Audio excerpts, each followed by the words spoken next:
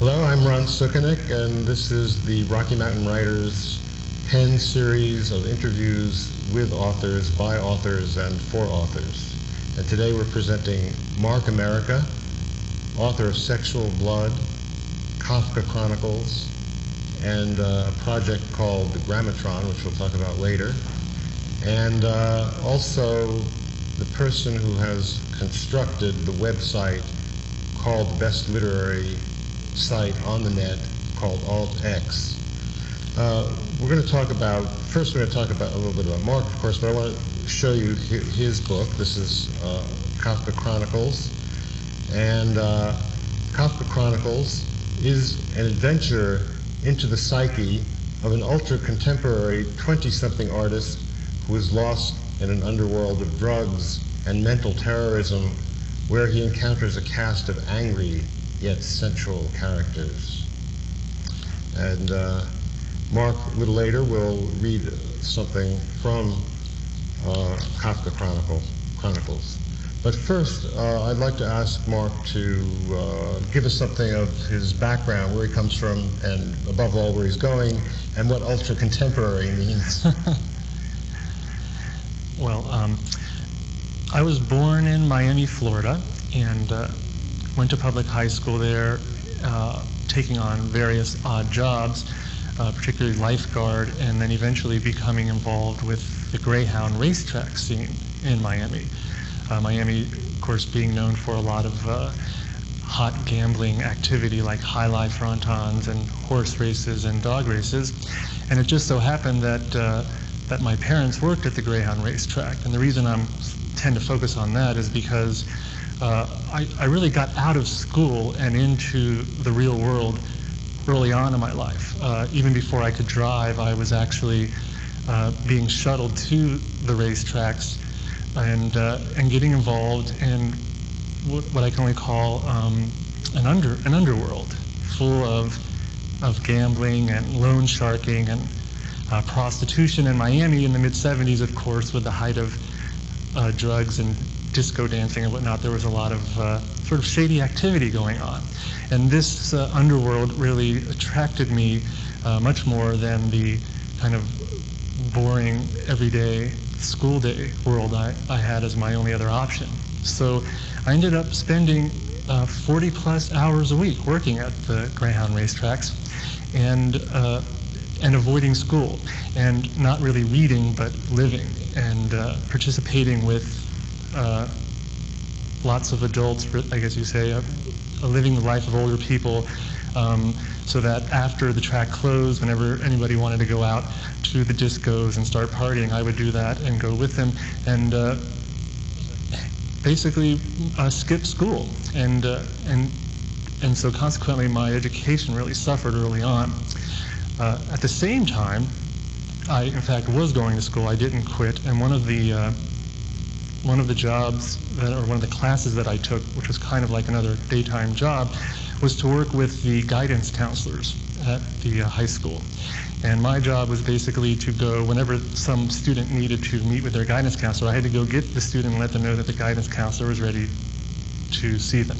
That was pretty easy, which of course worked well with me and my schedule. So is this the ambiance in which you learned how to be ultra contemporary? Yeah, try to be with it. In the mid-'70s,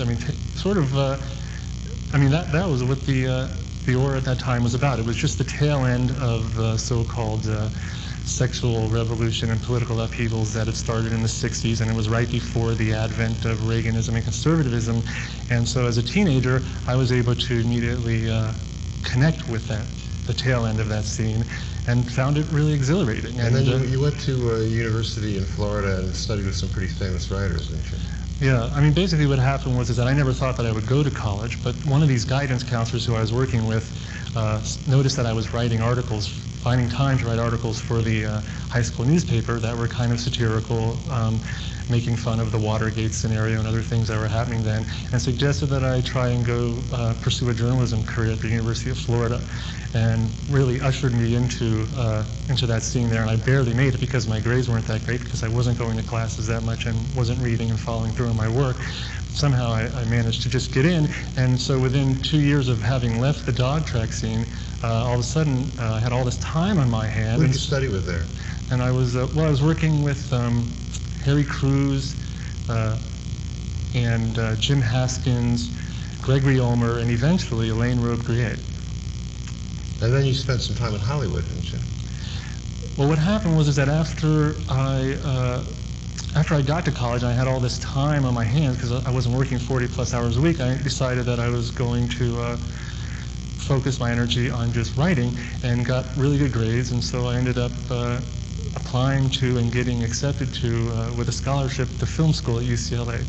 So you had a really ultra-contemporary background before you started writing. Ultra-contemporary. Well, it's your language. I'm just using it against you, that's all.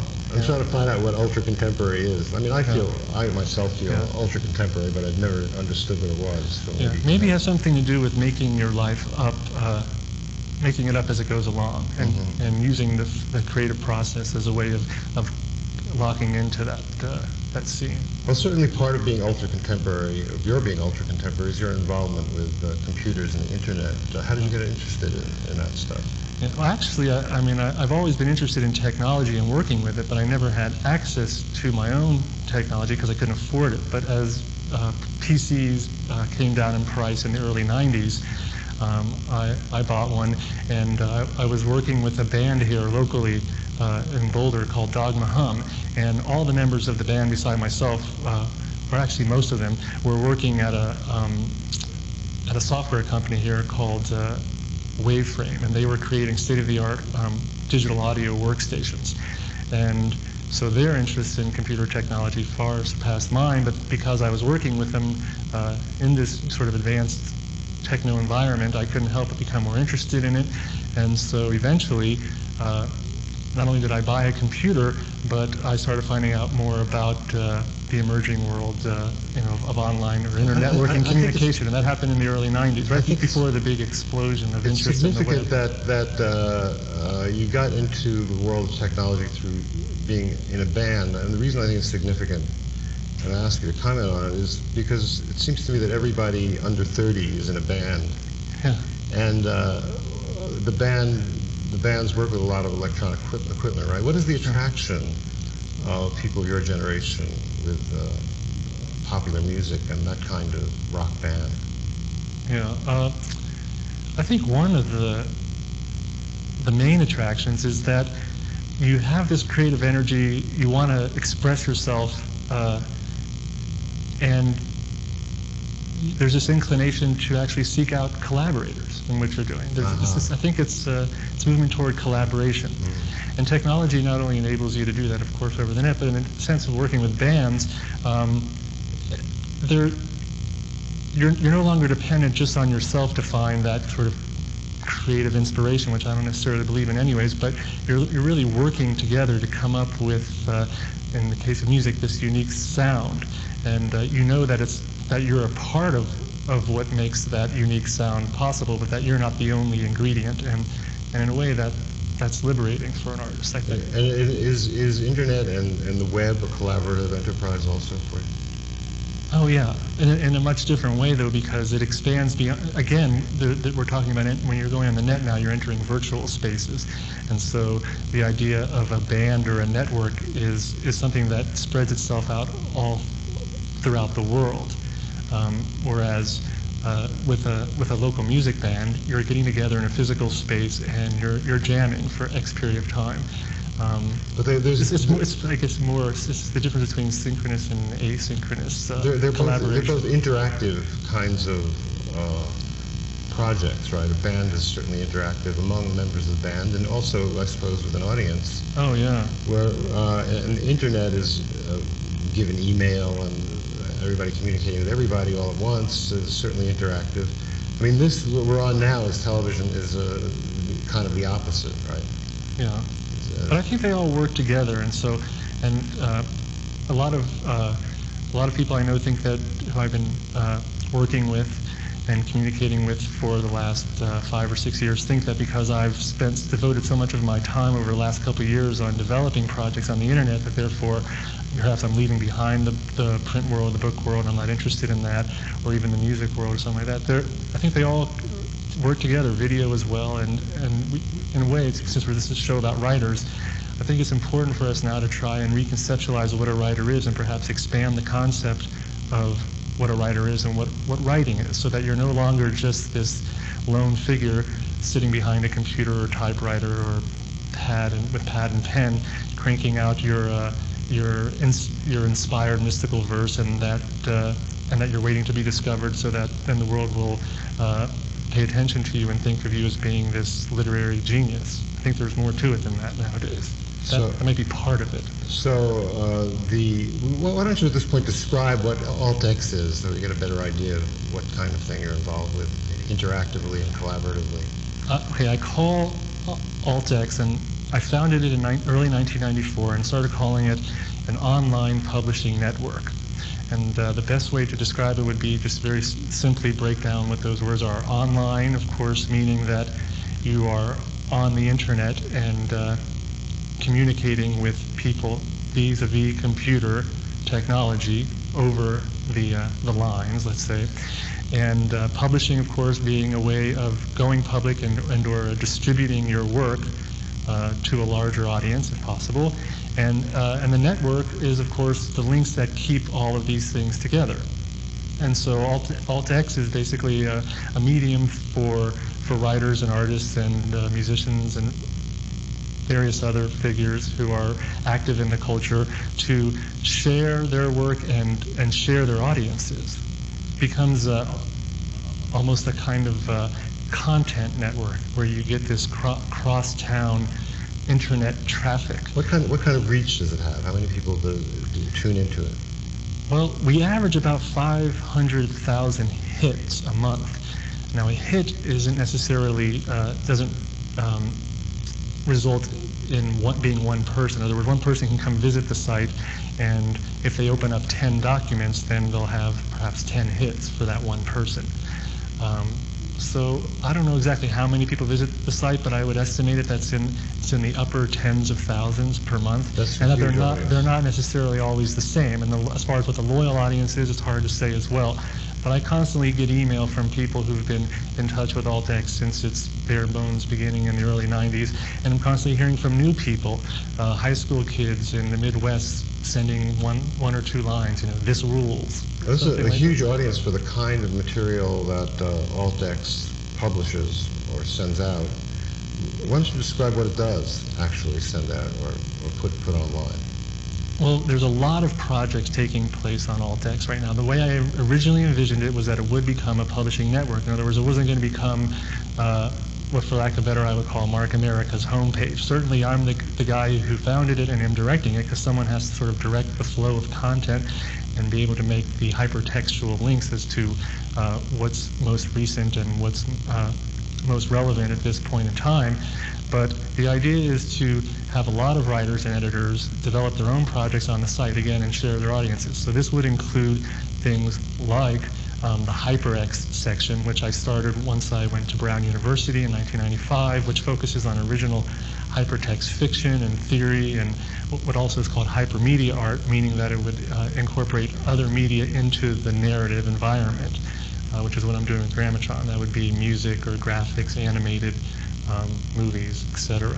Another section, which you're very well aware of, is called electronic reprints, which we've just started just the last couple months. And in electronic reprints, our attempt is to try and take some of the classic postmodern novels published in the 60s, 70s, and early 80s that have since gone out of print and present them to a new audience well into the 21st century. And we're starting that with your novel Out, and the next book that we're going to be publishing is Raymond Fetterman's Voice in the Closet, and there are a couple others that I can't talk about right now because they're not really set up yet, but that we have in mind is putting up next.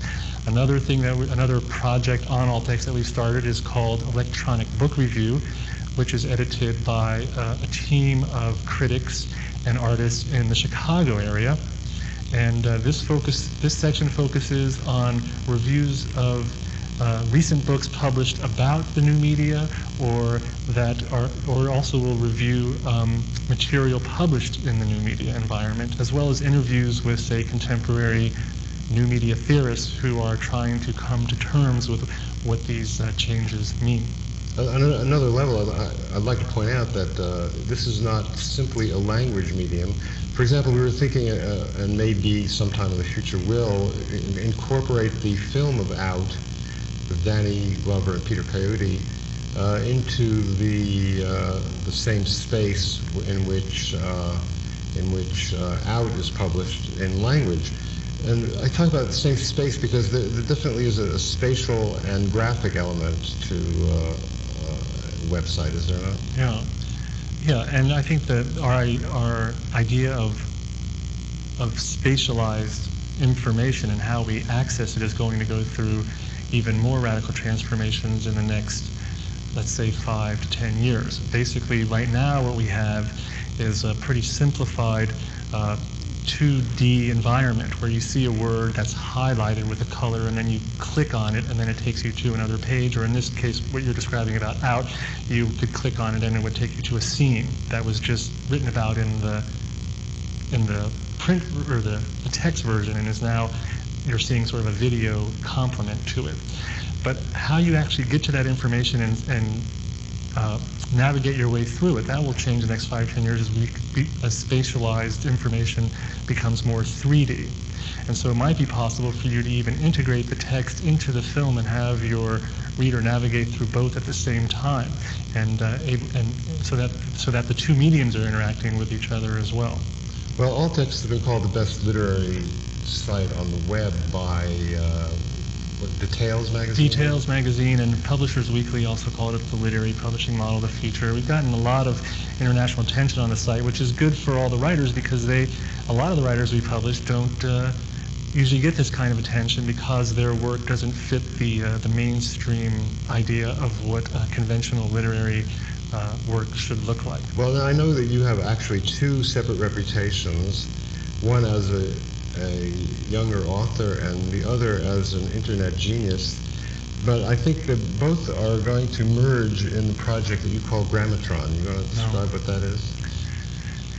Well, Grammatron, I just finished writing I'm about to finish writing a 75 page paper called The Making of Grammatron, or Work in Progress, The Making of Grammatron. And the reason I'm mentioning that is because I had to write that in order to understand what it is I've been doing the last 3 years with the project. I've been so involved with creating it that I haven't really had time to reflect on what its implications are. One thing that I found out that was right off the bat when I started writing the paper that kind of surprised me, I didn't even realize, was that I actually started the Grammatron project before I started Alt-X.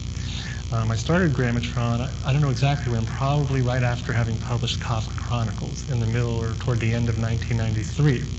And what I think happened is that, as I know that you and others have actually talked about writing as being a kind of a shamanistic practice of some sort that has the potential to prophesize the future. And now, as I look back at what happened when I look at some of the language that I was developing and ideas for Grammatron as my 3rd novel, I see that I was really projecting what was soon to be a major metamorphosis in my own thinking about literature and publishing, because the Grammatron project actually is about the future of writing for, say, cyberspace environments.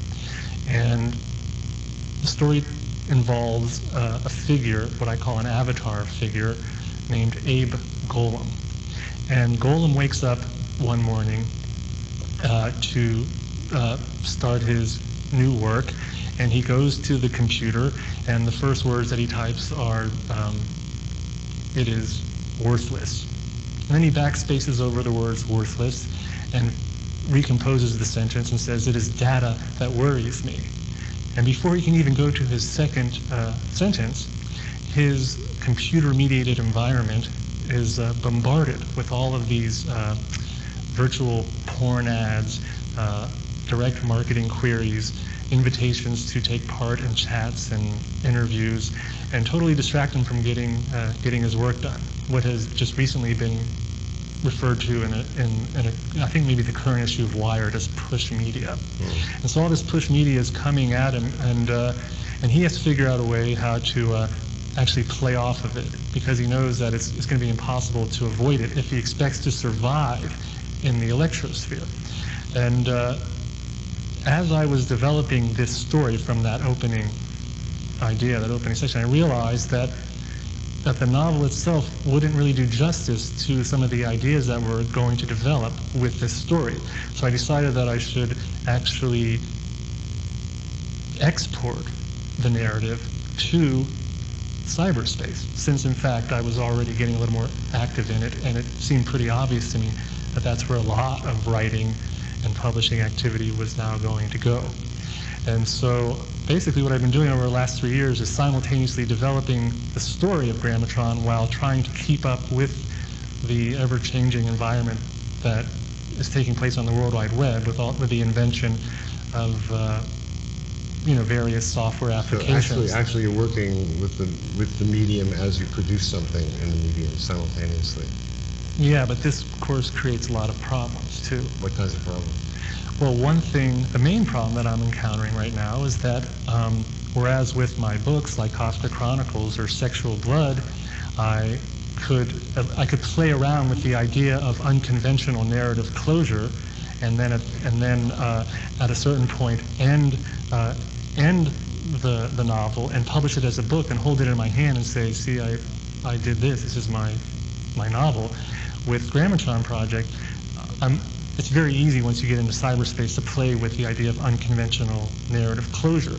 But what's kind of scary is that you're actually now also having to deal with the possibility of never reaching production closure because of the advent of all these new software applications.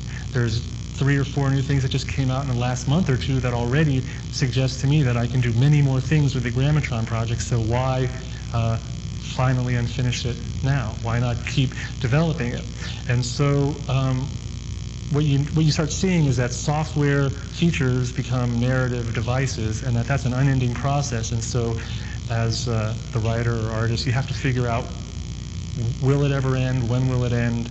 And what is implied in that kind of activity. Well, while we're talking about your writing, why don't you read a little bit of your writing from a conventional book. This is from the Kafka Chronicles. Okay. Yeah, I wrote this in my 20s, and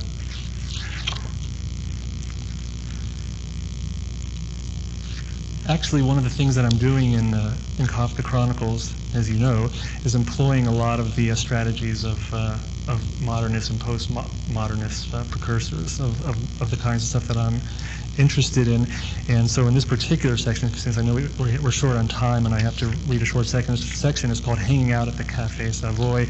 And it employs, it's sort of modeled after Burroughs' cut-up style, except instead of literally cutting and pasting and taking things and putting them together, I tried to see if I could have a bunch of material around me, surrounding me as I was writing it, and just sort of improvise as I was writing. The cut-up style is basically collage style, right? Collage style writing, yeah. So there's a lot of various sources, and me sort of massaging the various sources together to try and come up with just, anyways, an excerpt from Kafka Chronicles.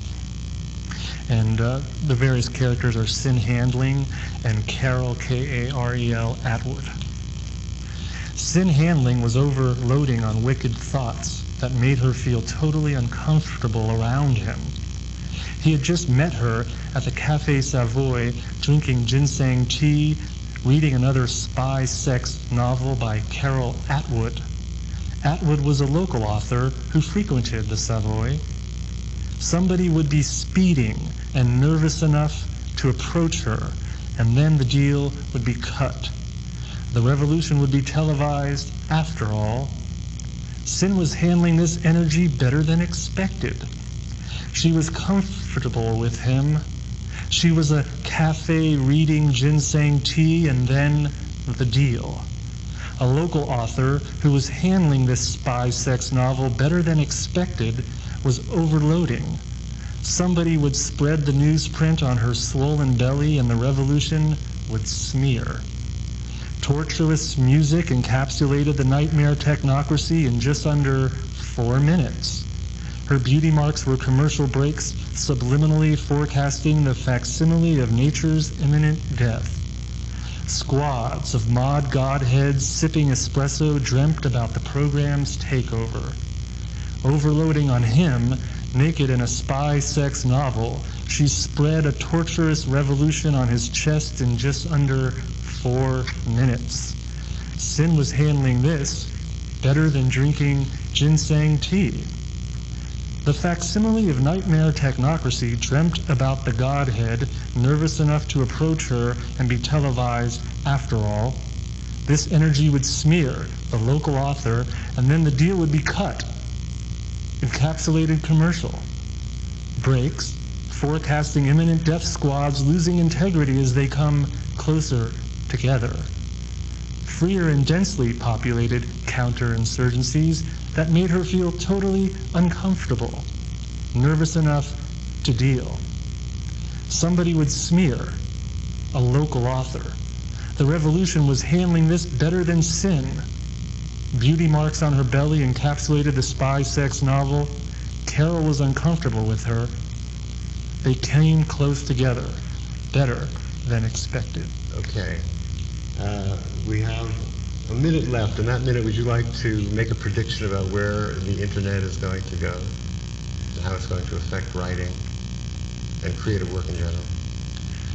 I think the future of narrative construction is going to take place in more elaborate 3D environments in cyberspace.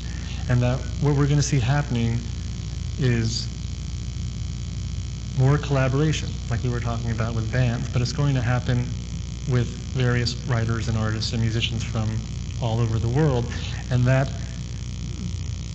the various participants or collaborators in these projects will actually find themselves immersed in the story environments themselves, and that will be the story. So life and story is going to merge. We're all living in a story anyway. Right. The problem is, figuring out what your story is. So what's your story? Never mind. You've given us your story. Thanks a lot, Mark Amerika. Thanks for everybody for listening, and so that's it. Okay, thanks.